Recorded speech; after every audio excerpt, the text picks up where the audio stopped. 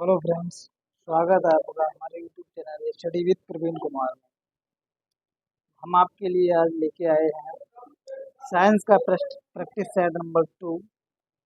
जिसमें हम साइंस के कुछ क्वेश्चन हम इम्पोर्टेंट क्वेश्चन हैं जो मोस्टली एग्जाम्स में पूछे जाते हैं। कुछ न्यूमेरिकल पोर्शन हम आपके लिए लेकर के आए हैं, ठीक है। ये हम बोर्ड पे ना करा करके ये हम पेपर के माध्यम से आपके पास पहुंचा रहे हैं, ठीक है। चलिए बढ़ते हैं पहले क्वेश्चन की तरफ। पहले क्वेश्चन में हमने ये दे रखा है कि दो प्रोटॉनों के मध्य बल कौन सा होता है। दो प्रोटॉन प्रोटॉन की बात कर रहे हैं हमारे। प्रोटॉन हमारा कैसा चार्ज होता है? पॉजिटिव चार्ज होता है, ठीक है। कैसा चार्ज होता है? पॉजिटिव चार्ज होता है। ये करें सदैव प्रतिकर्षण। प्रतिकर्षण का मतलब हमारा रिपल्सन यानी कि दूर दूर भगाने का काम, ठीक है। बात आती है सदैव प्रतिकर्षण, सदैव आकर्षण। अब देखिए सदैव आकर्षण तो नहीं हो सकता। क्यों नहीं हो सकता? क्योंकि हमारा जो प्लस प्लस चार्ज है वो क्या करेगा? रिपेल करेगा, यानी दूर भगाएगा। ये करें इनके मध्य अंतराल अनुसार आकर्षण अथवा प्रतिकर्षण बल। अब देखिए यहाँ पे ये कह रखा है क्योंकि हमने आपको देखा है हमारा नाभिक होता है ना। नाभिक में हमारे न्यूट्रॉन और प्रोटॉन दोनों होते हैं। तो उनके उनके मध्य क्या लगता है? हमारा आकर्षण बल लगता है। क्या लगता है? आकर्षण। तभी तो वो एक दूसरे से आपस में बंधे रहते हैं। तो फ्रेंड मेरा कहने का मतलब बस ये है कि ये डिपेंड करता है कि उनके दोनों के बीच डिस्टेंस कितनी है, उतना का गैप कितना है। तो यहाँ से जब ये बल की बात आती है तो हमारा क्या होगा? डिस्टेंस के स्क्वायर के इनवर्सली प्रोपोर्शनल होता है। तो इसलिए ऑप्शन नंबर हमारा यहाँ से हो जाएगा, जाकर के ऑप्शन नंबर सी। कौन सा हो जाएगा? ऑप्शन नंबर सी, ठीक है फ्रेंड्स। बढ़ते हैं अगले क्वेश्चन की तरफ। ये कह रहे हैं फ्यूज परपथ में, तो विद्युत परपथ में फ्यूज को हम किस तार में जोड़ते हैं? गर्म तार में लगाते हैं, ठीक है। भू संपर्कित तार में लगाते हैं, उदासीन तार में लगाते हैं, या कहीं भी नहीं लगाते हैं। तो फ्यूज तार देखिए यहाँ पे फ्यूज का तार का काम क्या होता है? जब भी हमारा वोल्टेज क्या हो, वोल्टेज हाई हो जाए, जिससे जहाँ पे क्या हमारा पिघलने की कोई भी हमारा डिवाइस है वो जलने की संभावना होती है, तो हम वहाँ पे फ्यूज लगाते हैं। फ्यूज का जो रेजिस्टेंस रहता है वो हाई रहता है, जिससे क्या होता है हमारी हीटिंग होती है। पतला तार होता है वो क्या होता है? जल जाता है, ठीक है। तो ये कहाँ लगाएंगे? हम गर्म तार में लगाएंगे। गर्म तार का मतलब क्या होगा? फेज में लगाते हैं, ठीक है। बात आती है ट्रांसफार्मर का क्या काम होता है, ठीक है। अब ये कह रहे हैं एसी को डीसी में कन्वर्ट करने में। डीसी वोल्ट का उच्चयन मतलब उसको बढ़ाना। एसी वोल्ट का उच्चयन इसका मतलब होगा एसी वोल्टेज को बढ़ाना। विद्युत उत्पादन है, देखो विद्युत उत्पादन में तो जनरेटर वगैरह इनका काम होता है, टरबाइन वगैरह का। तो यहाँ पे ट्रांसफार्मर का काम क्या होता है हमारा?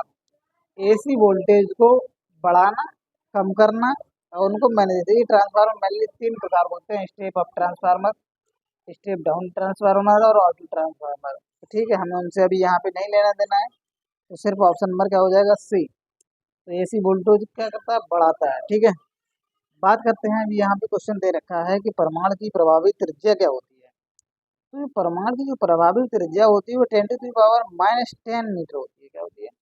10⁻⁻10 मीटर। अगर ये नाभिक की बोल दें, किसकी बोल दें? नाभिक की बोल दें, तो नाभिक की हमारी कितनी होती है? 10⁻⁻15 मीटर। कितनी होती है? 10⁻⁻15 मीटर, ठीक है। अगला क्वेश्चन देखिए, क्वेश्चन नंबर 5 दे रखा है यूरेनियम 235 के नाभिक में होते हैं, ठीक। यूरेनियम 235 के नाभिक में होते हैं। 235 न्यूट्रॉन होते हैं, 235 प्रोटॉन होते हैं, 235 इलेक्ट्रॉन होते हैं, या प्रोटॉन न्यूट्रॉनों के बलों की संख्या 235 होती है। देखिए फ्रेंड, इस क्वेश्चन को आप पढ़ने के बाद कंफ्यूज नहीं होंगे। क्यों नहीं कंफ्यूज होंगे? ये हमारा क्या होता है? 92 यूरेनियम 235 होता है। क्या होता है? 92 यूरेनियम 235 होता है। अब ये 235 हमारा क्या है? ये एटॉमिक वेट है।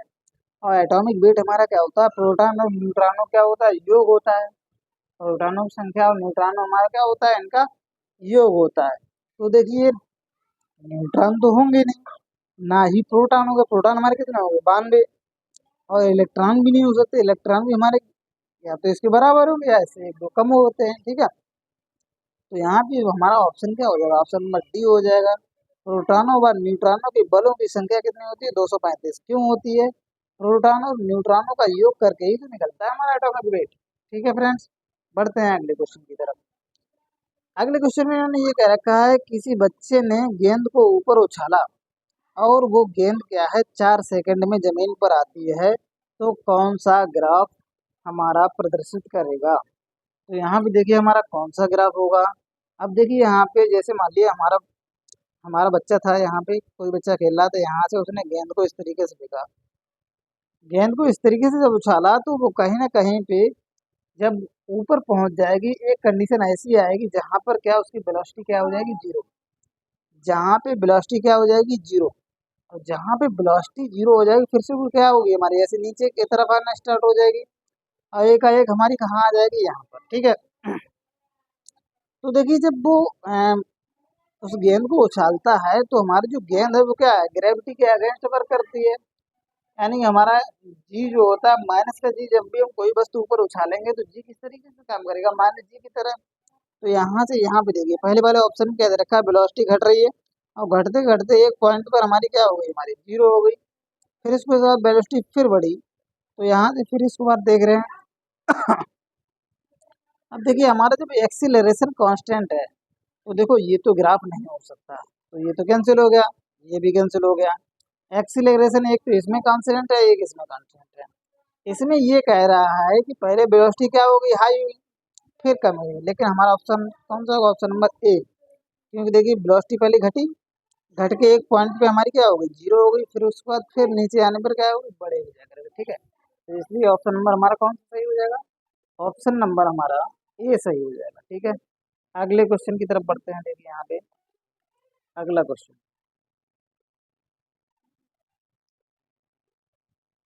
ठीक है, जो न्यूमेरिकल पोर्शन है हम उनको न्यूमेरिकल पोर्शन की तरह आपको कराएंगे। ठीक है, तो चलिए अगला वाला ये हमारा न्यूमेरिकल पोर्शन दिया है, तो हम इसको सॉल्व करते हैं। देखिए यहाँ पे किस तरीके से दे रखा है, ये कह रहे हैं कि चित्र में एक गति ग्राफ दिया हुआ है। क्या दे रखे हैं, चित्र में एक गति ग्राफ दे रखा है। एक कार चल रही है, बिंदु ए से चली बी पर पहुंची, बी पर इस कार वाले ड्राइवर ने क्या किया, ब्रेक लगाई, और ब्रेक लगाई हमारी जो कार अब यहाँ से लेकर यहाँ तक 5 सेकंड, बी का बीटी ग्राफ दे रखा है ना, वेलोसिटी टाइम ग्राफ। तो बी पर जैसे ही उसने ब्रेक लगाई तो 5 सेकंड बाद वो कार बिंदु सी पर क्या हो गई, रुक गई। बिंदु सी पर क्या हो गई, रुक गई। तो यही पूछ रहे हैं, बिंदु बी पर कार में ब्रेक लगने पर कार के विराम तक आने में कार द्वारा चली की दूरी बताओ आखिर कितनी। ठीक है, अब देखिए जैसे ही कार में ब्रेक लगाई, ब्रेक लगाने पे क्या होगा, हमारा रिटार्डेशन क्रिएट होगा। ब्रेक लगेगी तो क्या क्रिएट होगा, रिटार्डेशन। जब रिटार्डेशन हमारा क्रिएट होगा तो देखिए हमारा रिटार्डेशन यानी एक्चुअली माइनस रिटार्ड, देखो एक्सीलरेशन भी हमारा वही होता है, rate of change of velocity यानी डीवी अपॉन dt, यानी कि final velocity upon initial velocity, वो final velocity minus initial velocity यानी कि v2 minus v1 divide by t2 minus t1। तो देखिए यहाँ से कितना हो जाएगा, ये माइनस जीरो माइनस के 20, ये वेलोसिटी कितनी है 20 बटे टाइम कितना हमारा। अब देखिए ब्रेक लगाई तो यहाँ से यहीं से तो चलेंगे, तो टाइम पहले लास्ट में 5 था और पहले शुरुआत में क्या था, जीरो। तो यहाँ से आ जाएगा माइनस के 20/5, यानी कि 5 से काट देंगे, 5 चौक 20, तो हमारे पास आ गया माइनस के 4 मीटर पर सेकंड स्क्वायर। माइनस के 4, देखो माइनस का ये क्या दर्शा रहा है, माइनस का ये दर्शा रहा है कि इसमें क्या हो रहा है, रिटार्डेशन। ब्रेक लगने में क्या हो रहा है, रिटार्डेशन। ठीक है फ्रेंड्स, अब बात करते हैं, ये जब ब्रेक लगाई तो हम तो हमारी जो डिस्टेंस है, डिस्टेंस का जो फॉर्मूला होता है यू टी।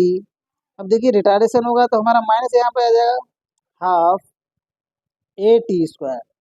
अब देखिए यहाँ पे इनिशियल वेलोसिटी देखिए कितनी हो जाएगी, 20। इनिशियल वेलोसिटी अब इसके लिए कितनी हो जाएगी हमारी, यूजल टू 20 मान रख दीजिए। तो 20 गुणे 5 से टी कितना था हमारा, 5 सेकंड, तो 5 माइनस 1/2 गुणे ए का मान कितना था, माइनस का 4। तो यहाँ पे जब एक्सेलरेशन देखिए माइनस ले ही चुके हैं, तो यहाँ पे मान क्या रखेंगे, पॉजिटिव। तो 4 इंटू टी स्क्वायर, टी 5 दे रखा, तो ये कितना हो जाएगा 25, 2 से काट देंगे, 2 दूनी 4, ये होगा 20 पंजे 100, 20 पंजे 100 माइनस 25 दूनी 50। तो हमारे पास आ गया कितना, जाकर के 50 मीटर। कितना आ गया, 50 मीटर। ऑप्शन नंबर हमारा कौन सा सही हो जाएगा जाकर के? ऑप्शन नंबर सी सही हो जाएगा। ठीक है फ्रेंड्स, हम आशा करते हैं आपको ये क्वेश्चन जरूर समझ में आया होगा। ठीक है फ्रेंड्स, आगे बढ़ते हैं। अगला question, question number 6। Question number 6 में दे रखा है एसी को डीसी में बदलने वाली युक्ति कौन सी है?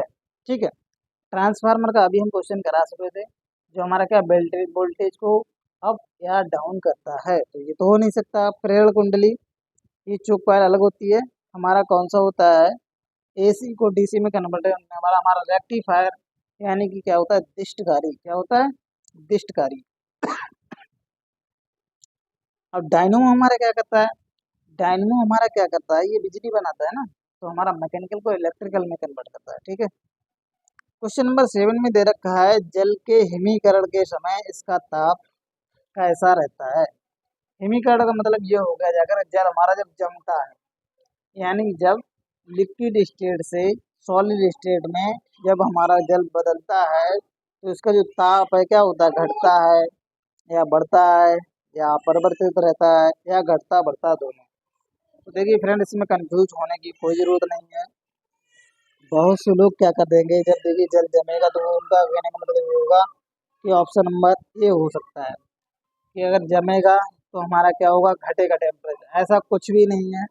देखिए फ्रेंड्स, कभी भी जल की हमारी जब स्टेज परिवर्तन होती है, जैसे मान लिया हम सॉलिड से लिक्विड बदलें, या लिक्विड से हम क्या गैस में बदलें, या हम लिक्विड से सॉलिड में बदलें, तो वहाँ पे क्या होता है? हमारा टेम्परेचर हमेशा कांस्टेंट रहता है।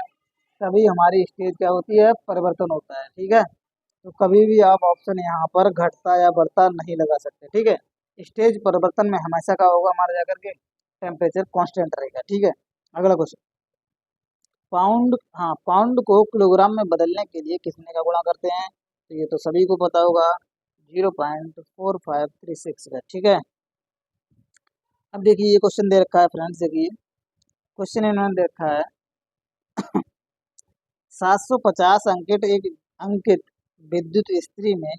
तो देखिए ऑप्शन नंबर यहाँ पे बी नहीं होगा, हमने यहाँ पे वोल्ट पढ़ लिया था, इसको रेजिस्टेंस मान लिया था, लेकिन यहाँ पे ऐसा कुछ भी नहीं है। तो यहाँ पे देखिए, सॉरी फ्रेंड, हम गलत पढ़ गए थे। तो यहाँ पे ऑप्शन नंबर बी ना होकर के देखिए यहाँ पे पी इक्वल टू क्या होता है? B I. जब बांट दे रखे हैं तो आई इक्वल टू कितना हो जाएगा जाकर के हमारा? P upon B. I equal to कितना हो जाएगा जाकर के? P upon B. ये नहीं होगा, इसमें मत ध्यान देना। ठीक है, तो देखा पी कितना दे रखा है हमारा? 750 बटे 22, 220। जीरो से जीरो कट गया, यहाँ से काट देंगे तो 22 3 66। तो देखिए यहाँ पे 3 दशमलव के बाद सिर्फ एक ही हमारा है। कौन सा दे रखा है? Option number D. कौन सा दे रखा है? Option number D. यहाँ पे हमने ये रेजिस्टेंस पढ़ गए थे, तो इसलिए हम ये वाला नहीं, हमने ये वाला, ठीक है, ये सॉल्यूशन राइट का। ठीक है, अगला देखो यहाँ पे क्या दे रखा है? कोबाल्ट 60 से कौन सी विकिरण निकलती है? कोबाल्ट 60 से कौन सी विकिरण निकलती है? हमारी वो किरण कौन सी निकलती है? Gamma ray. कौन सी निकलती है? Gamma ray. ठीक है, अगला देखिए यहाँ पे क्वेश्चन दे रखा है 1-2 न्यूटन संवेग वाले और 3 किलोग्राम द्रव्यमान वाले पिंड की गतिज ऊर्जा कितनी होगी? ठीक है, तो यहाँ से देखिए हमारा संवेग जब p इक्वल टू, यहाँ पे हम सॉल्व कर रहे हैं, संवेग p दिया हो, k दिया हो और m दिया हो, तो इन दोनों के बीच जो संबंध होता है k equal to P square upon 2m। k equal to P square upon 2m। जब देखो यहाँ पे संवेग कितना दे रखा है हमारा? 2 न्यूटन सेकेंड। तो मान रख दीजिए, 2 का स्क्वायर करेंगे, हमारे पास आएगा 2 गुणे 3 आ जाएगा। तो ये आ गया हमारे पास 4/2 गुणे 3। 2 से काट दीजिए, 2 दूनी 4। कितना आ जाएगा? 2/3 जूल। 2/3 जूल। देखिए यहाँ से हमारी कौन सी दे रखी है? Option number B. 2/3 जूल कौन सा दे रखा है? Option number B. अब देखिए यहाँ पे फ्रेंड्स, देखिए यहाँ पे दे रखा है, क्या दे रखा है? 1 माइक्रोन बराबर होता है। तो 1 माइक्रोन बराबर फ्रेंड्स होता है हमारा 0.001 mm। 1.001 mm। जिस किसी का अगर ये नहीं समझ में आ रहा है कैसे आया, तो देखिए हम यहाँ पे आपको थोड़ा सा ये जगह दे रखी है, यहाँ पे बताते हैं। देखिए 10⁻⁻⁶ ये माइक्रोन होता है। कितना होता है? 10⁻⁻⁶ कितना होता है हमारा? माइक्रोन होता है। तो इसमें कितने ये होता है 1 माइक्रोन के बराबर। ये कितना होता है? 1 माइक्रोन के बराबर। और 1 मिली बराबर होता है 10⁻³ कितना होता है 10⁻³ जब देखिए हम इसको इससे डिवाइड करेंगे, जब इसको इससे डिवाइड करेंगे तो जब इससे देखिए जब ये घाते क्या होंगे, ये हो जाएंगे 10⁻³ बचेगा जब इसका इसमें डिवाइड करेंगे जा करके, और ये जो मिली है ना ये इधर आ जाएगा तो 1 माइक्रोन इक्वल टू हो जाएगा जाकर 10⁻³ को लिखेंगे 0.001 mm। ठीक है फ्रेंड्स। अब देखिए अगला क्वेश्चन, अगले क्वेश्चन में दे रखा है कि जी की इकाई क्या होगी, ग्रेविटेशनल कांस्टेंट जी की इकाई क्या होगी। अब देखिए जी की इकाई देखिए फ्रेंड्स क्या होती है, एफ बराबर हमारे पास क्या होता है, एफ बराबर G m1 m2 divide by R square यही होता है। अब जब हम जी का मान निकालेंगे तो आर स्क्वायर का इधर मल्टीप्लाई हो जाएगा, m1 m2 डिवाइड में आ जाएगा, तो देखिए कितना हो जाएगा न्यूटन मीटर स्क्वायर पर केजी स्क्वायर। तो हमारा ऑप्शन नंबर यहाँ से कौन सा हो जाएगा, सी, न्यूटन मीटर स्क्वायर पर केजी स्क्वायर। ऑप्शन नंबर हमारा कौन सा हो जाएगा, ऑप्शन नंबर सी हो जाएगा। कौन सा होगा फ्रेंड्स, ऑप्शन नंबर सी। देखिए यहाँ पे अगला क्वेश्चन, देखिए अगले क्वेश्चन की तरफ बढ़ते हैं। अगला क्वेश्चन देखिए न्यूमेरिकल क्वेश्चन दे रखा है, न्यूमेरिकल क्वेश्चन देखिए बढ़ते हैं न्यूमेरिकल क्वेश्चन की तरफ। क्या दे रखा है, ये कह रहे हैं एक वेग समय ग्राफ दे रखा है, उसमें मंदन का मान बताइए। देखिए यहाँ से उन्होंने ब्रेक लगाई हुई या कुछ भी लगाई हो, तो यहाँ पे उन्होंने कहा है कि मंदन का मान बताइए आखिर कितना होगा। ठीक है, तो मंदन यानी कि एक्सीलरेशन या रिटार्डेशन, रिटार्डेशन होगा, रिटार्डेशन इज इक्वल टू क्या होता है dv/dt। तो फाइनल वेलोसिटी हमारी 0 माइनस इनिशियल कितनी थी 60 डिवाइड बाई फाइनल टाइम दे रखा है 10 सेकंड माइनस इनिशियल दे रखा है 0। तो माइनस के 60 बटे 10 से काट देंगे तो कितना आ जाएगा -6। तो इसको लिखेंगे -6, ये शो करता है रिटार्डेशन हो रहा है, तो ये मीटर पर सेकंड स्क्वायर। तो यहाँ से ऑप्शन नंबर हमारा सी सही हो जाएगा। कौन सा हो जाएगा, ऑप्शन नंबर हमारा सी सही हो जाएगा। ठीक है, अगला क्वेश्चन देखिए यहाँ पे इन्होंने देखा है, अगला क्वेश्चन इन्होंने कहा है न्यूटन के प्रथम गति के नियम से किस राशि की परिभाषा मिलती है। न्यूटन के प्रथम गति के नियम से कौन सी राशि की परिभाषा मिलती है, तो हमारी बल की परिभाषा मिलती है। कौन सी मिलती है, बल की परिभाषा। इसी को बोलते हैं हम जड़त्व का नियम भी बोलते हैं। जड़त्व का नियम किसने कहा था, गैलीलियो ने कहा था। किसने कहा था, गैलीलियो ने कहा था। ठीक है, अगला क्वेश्चन दे रखा है कि वेंचुरी मीटर से क्या मापते हैं। वेंचुरी मीटर से फ्रेंड्स हम द्रव का प्रवाह चेक करते हैं। क्या करते हैं, द्रव का प्रवाह चेक करते हैं आखिर। ऑर्फिस मीटर, ठीक है, वेंचुरी मीटर होता है, ऑर्फिस मीटर होता है, सभी से क्या करते हैं, द्रव का प्रवाह चेक करते हैं। ठीक है, अब देखिए यहाँ पे इन्होंने ये कर रखा है, एक लड़के का भार पृथ्वी पर 600 न्यूटन है, तो चंद्रमा पर इसका भार क्या होगा। तो चंद्रमा पर इसका भार क्या हो जाएगा, जाकर के 1/6 हो जाएगा। 1/6 जब करेंगे तो कितना आ जाएगा हमारे पास, 100 न्यूटन। कितना हो जाएगा, 100 न्यूटन। ठीक है, यहाँ पे ये क्वेश्चन अधूरा रह गया। चलिए हम इसमें ये कह रहे हैं चंद्रमा की सतह पर जी का मान बताओ। चंद्रमा की सतह पर जी का मान बताओ, तो वो हमारी पृथ्वी की तुलना में कितना होता है, g/6। पृथ्वी की तुलना में कितना होता है, g/6। ठीक है फ्रेंड्स, यहाँ पे ये क्वेश्चन अधूरा रह गया था। अगला क्वेश्चन देखिए यहाँ पे, कोई वस्तु अधिकतम भारी कब होगी। कोई वस्तु अधिकतम भारी कब होगी, तो ऑप्शन दे रखा है वायु में, जल में, हाइड्रोजन में या निर्वात में। ठीक है, अब देखिए जब भारी हल्के का कॉन्सेप्ट जब भी आता है, अगर बात करते हैं बाइक, बात करते हैं बाइक की, देखिए यहाँ पे कुछ ना कुछ जब वो हमारी वस्तु गिरेगी या कुछ भी वायु में होगी तो कहीं ना कहीं हमारा एयर रेजिस्टेंस काम करेगा। अब जल में तो देखिए कभी, जल में तो कभी भारी हो ही नहीं सकती, यहाँ पे तो हल्की होगी, हाइड्रोजन में भी हल्की महसूस होगी। लेकिन निर्वात हमारी एक ऐसी कंडीशन है जहाँ पे क्या होगी, हमारी कोई वस्तु सबसे ज़्यादा भारी होगी। क्यों भारी होगी, यहाँ पे जो हमारा जी का मान होता है सबसे अधिक निर्वात में ही होता है। जी का मान कहाँ होता है, जी के मान पर कोई फर्क नहीं पड़ेगा निर्वात में। ठीक है, तो बात समझ में आ गई। तो हमारी सबसे भारी जो वस्तु महसूस होगी वो कहाँ होगी, निर्वात में होगी। ठीक है, अगला क्वेश्चन देखिए इन्होंने दे रखा है 5 मीटर प्रति सेकंड की दर से गतिशील कण की ऊर्जा 125 जूल है, तो कण का द्रव्यमान बताओ। ये देखिए यहाँ से देख रहा होगा k इक्वल टू हमारे पास होता है हाफ m v²। क्या होता है, k इक्वल टू होता है हमारे पास हाफ m v²। तो मान देखिए यहाँ पे 125 डाल दीजिए, द्रव्यमान का मान पूछा 1/2 इंटू एम। बी स्क्वायर का मान कितना होगा, 5×5 = 25 हो जाएगा।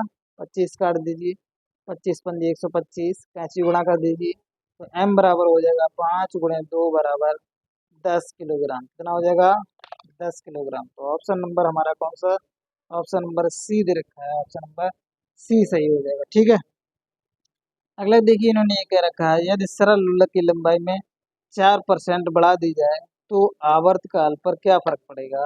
तो देखिए यहाँ पे आवर्तकाल हमारा t होता है सरल लोलक यानी कि हमारा सिंपल हार्मोनिक मोशन में होता है 2π√L/g। क्या होता है, 2π√L/g। तो t इज प्रोपोर्शनल टू, यहाँ से हो जाएगा √L। कितना हो जाएगा, √L। अब इन्होंने लंबाई कितनी बढ़ाई, 4%। लंबाई कितनी बढ़ाई, 4%। तो T2 जो हमारा निकल के आएगा अंडर रूट में, जब हम 4 लिखेंगे तो T का मान कितना इंक्रीज होगा, सिर्फ 2%। कितना इंक्रीज होगा, सिर्फ 2%। क्योंकि हम क्या ले लेंगे, इसका रूट ले लेंगे। ठीक है, समझ में आ गया होगा आपकी। ठीक, अगला दे रखा है प्रकाश वर्ष इकाई है, किसकी इकाई है, हमारी दूरी की इकाई है। किसकी है हमारी फ्रेंड्स, दूरी की। समय की भी नहीं है, प्रकाश की भी नहीं है, ना ही प्रकाश तीव्रता की होती है। ठीक है, एक प्रकाश वर्ष बराबर होता है 9.46 × 10⁻15 मीटर। ठीक है, बढ़ते हैं अगले क्वेश्चन की तरफ। देखिए यहाँ पे अगला क्वेश्चन, क्वेश्चन नंबर दे रखा है 23 दे रखा है। क्वेश्चन देखिए यहाँ पे क्या बोल रखा है इन्होंने, एक 10 किलोग्राम का एक पिंड पृथ्वी से 10 मीटर की ऊंचाई पर है तो इसकी स्थिति ऊर्जा क्या होगी। स्थिति ऊर्जा U = होती है mgh। m का मान दे रखा है 10 किलोग्राम। अब g का मान नहीं दे रखा है तो हम g = लेते हैं कितना, 9.8 मीटर पर सेकंड स्क्वायर। ठीक है, जब तक कि वो 10 मीटर ना बोले, 10 मीटर पर सेकंड स्क्वायर ना बोले, तब तक हम क्या लेंगे, 9.8 कंसीडर करेंगे। ठीक है, तो यहाँ पे कितना हो जाएगा, 9.8। हाइट कितनी दे रखी है, 10 मीटर। हाइट कितनी दे रखी है, 10 मीटर। देखिए एक 10 से हमारा क्या, इसका दशमलव हट जाएगा तो हमारे पास आ जाएगा 980 मीटर। ठीक है, कितना हो जाएगा, 980 मीटर। ठीक है, ये कह रहे हैं एक एंगास्ट्रांग बराबर क्या होता है, एंगास्ट्रांग हम किसको, तरंग दैर्ध्य को मापते हैं, किसको मापते हैं, तरंग दैर्ध्य को। तो ये होता है हमारे पास 10⁻⁻के 10 मीटर। एक एंगास्ट्रांग बराबर होता है 10⁻⁻के 10 मीटर। ठीक है, अगला क्वेश्चन देखिए। क्वेश्चन दे रखा है भार, आयास तथा यांत्रिक लाभ के बीच संबंध क्या होता है। ठीक है, यांत्रिक लाभ को हम बोलते हैं मैकेनिकल एडवांटेज। ठीक है, तो मैकेनिकल एडवांटेज इक्वल टू होता है हमारे पास W/P बराबर, इसको W को बोलते हैं भार और इसको बोलते हैं आयास। क्या बोलते हैं, आयास। ठीक है, तो मैकेनिकल एडवांटेज बराबर होता है W/P। ऑप्शन नंबर सी सही हो जाएगा। ठीक है, अगला क्वेश्चन दे रखा है 1 किलोग्राम मात्रा को 9.8 मीटर ऊंचाई तक उठाने में किया गया कार्य कितना होगा। ठीक है, जमीन से 9.8 मीटर तक की ऊंचाई पर उठाने में, उठाए तक, देखिए यहाँ पे दोनों बातें अलग अलग हो जाएंगी। उठाए तक रखने में यानी कि उठाए रहें तब तो उसका वर्ग 0 हो जाएगा। ये कह रहे हैं उठाने की बात आ रही है, किसकी आ रही है, उठाने की। तो कितना हमारा कार्य करना पड़ेगा, जितनी हमारी स्थिति ऊर्जा वहां पे होगी वही कन्वर्ट हो जाएगा जाकर के। तो कितना हो जाएगा जाकर के, W = हो जाएगा mgh।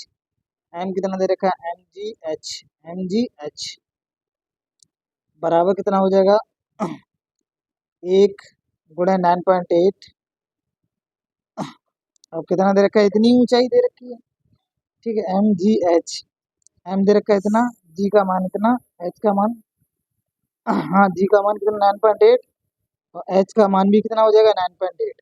अब देखिए 9.8 × 9.8 का स्क्वायर हो जाएगा तो ये हो जाएगा 9.8 का होल स्क्वायर। तो हमारे पास कितनी हो जाएगी जाकर, 9.8 का होल स्क्वायर, इतनी जूल हमारी ऊर्जा हो जाएगी। ठीक है, अब पृथ्वी की सतह से पलायन वेग का मान पूछा है।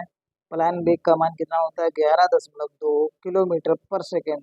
अब देखिए कंफ्यूज ये मत हो जाना, 1.12 लिखा हुआ है, जल्दबाजी में ऐसे ऑप्शन मत मार देना। ठीक है फ्रेंड्स, अगर हमको हमारा ये वीडियो अच्छा लगा हो दिल से लाइक और सब्सक्राइब करें। थैंक यू फ्रेंड्स, हमारे चैनल को लाइक और सब्सक्राइब जरूर करें।